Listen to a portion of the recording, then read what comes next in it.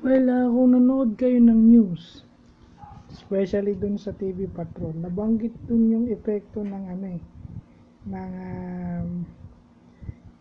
epekto ng unprescribed antibiotics. Well, kasi meron namang antibiotics na over the counter, pero yung mga common lang. Hindi lahat ng antibiotics pwedeng inumin ng unprescribed kasi yun yung sinasabi ni DOH o ay si Rosario Vergere na yung pag uminom ka ng unprescribed antibiotic, nakaka-develop ka ng antibiotic resistant superbugs. So ano tong antibiotic resistant superbug? Ito yung bacteria, viruses, fungi, and parasites na hindi na tinatabla ng antibiotics.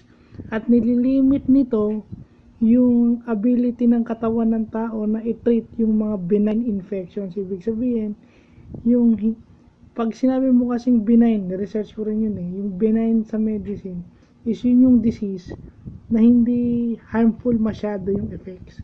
Kumbaga, maliit lang yun, gagaling agad. So wala na yung depensa ng katawan natin kapag uminom tayo ng unprescribed antibiotics.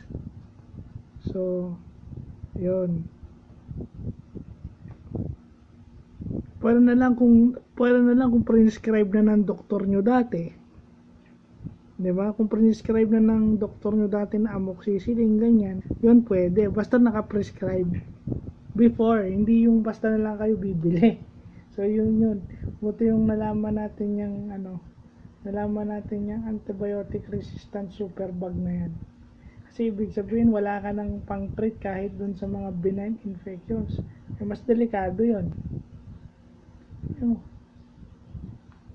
Oo nga pala, kasi ang katawan ng tao may natural defense.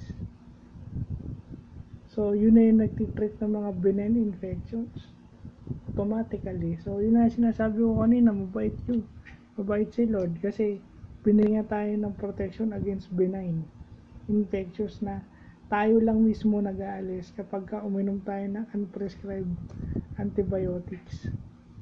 So maganda nalalaman natin yung mga ganyang bagay para ako, aware na ako ngayon. Kaya, di ba? Meron akong nalaman ngayong araw na to, kaya thank you dun sa mga nauna kong video bago nito. So, yun na yung malaki kong pinagpapasalamat. So, yun lang po.